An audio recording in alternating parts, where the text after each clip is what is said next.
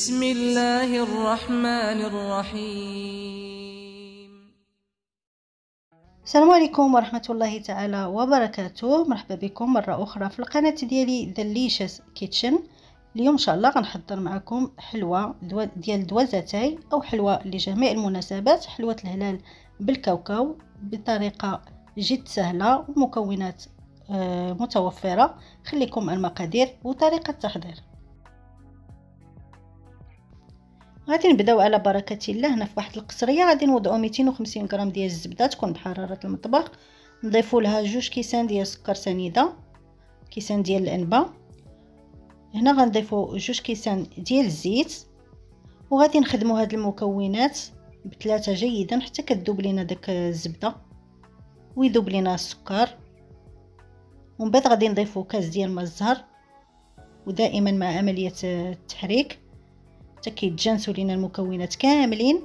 غادي نضيفوا واحد القليل من الزبيب اللي كنقطعوه الى قطع صغيره، معلقه كبيره ديال القرفه، وغادي نحتاجوا 200 غرام ديال الكاوكاو اللي حمرناه وطحناه، والزنجلان حتى هو اللي محمر ومطحون، ومعلقه صغيره ديال الملحه. نعاودوا نخلطوا الكل جيدا.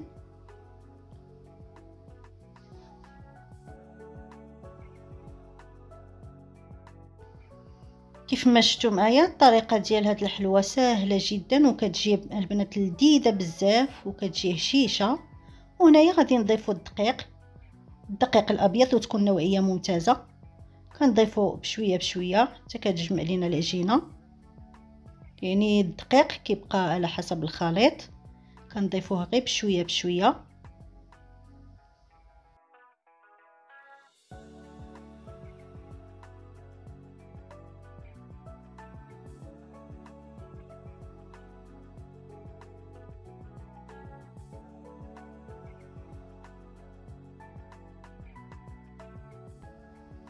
هانتوما العجينه ديالي كيفاش كتجي هشيشه. هنايا دات ليا كيلو ديال الدقيق كما كتشوفوا. غادي نشكلوا كريات متوسطه الحجم، والحجم ديال الحلوه كيبقى لكم اختياري، يعني بغيتوا الحلوه تكون صغيره ولا متوسطه ولا كبيره، ولا من الاحسن تكون متوسطه الحجم.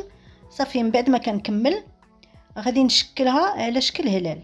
غادي نشكل الحلوه ديالي على شكل هلال كما كتشوفوا معايا، وكنرققها جيدا لانها غادي تنفخ من تكون كطيب غادي تنفخ. وكنحاولوا نسدو مزيان هذوك الشقوق، ومن بعد غادي نوضعها في الصينيه ديال الفران اللي كنكون فرشت ليها ورق الزبده. هي طريقه سهله جدا. الشقوق شدوهم مزيان. غادي نستمر بنفس العمليه حتى كنكمل الكميه كامله اللي عندي ديال الكريات ديال الحلوه.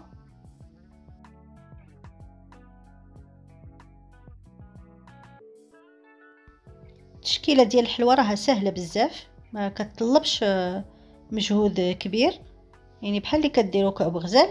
غير هي كنأكد انكم تسدوا لها الشقوق ديالها وحاولوا ترققوها لانها في الطياب غادي تنفخ.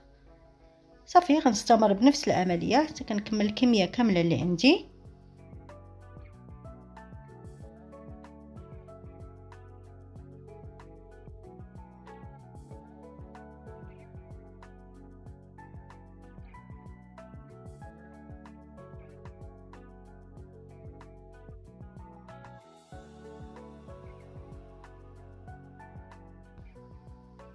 صافي البنات هنايا من بعد ما كنكمل كما شفتوا كندخلها الفران حتى كتحمر.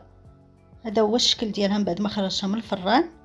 صافي من بعد غادي نجيب واحد الطبيسيل غادي ندير فيه سكر كلاصي مغربل، غادي نفند فيه الحلوه ديالي وهي سخونه. غنفندها في سكر كلاصي ونوضعها في طبق التقديم، وكنستمر بنفس العمليه حتى كنكمل كلشي، حتى كنكمل الحلوه كامله اللي عندي. طريقه سهله جدا وكتوجد دغيا الحلوه وكتجي لذيذه وبنينه وهشيشه. ننصحكم انكم تجربوها ونتلاقاو مع الشكل النهائي. هذا هو الشكل النهائي ديال حلوة الهلال بالكاوكاو اللي حضرت معكم اليوم. حلوة ديال دوازاتاي، ولجميع المناسبات، العيد الكبير، العيد الصغير، خطوبة، عرس، اي مناسبة بغيتو. حلوة من ديال الزمن الجميل، حلوة لذيذة بزاف وهشيشة، وكما شفتوا الطريقة ديالها سهلة التحضير. غادي تلقاو المقادير في صندوق الوصف. كنتمنى لكم أمسية سعيدة، وإلى فيديو قادم إن شاء الله مع دليشة كيتشن، مطبخ لذيذ. مع السلامة وفي أمان الله.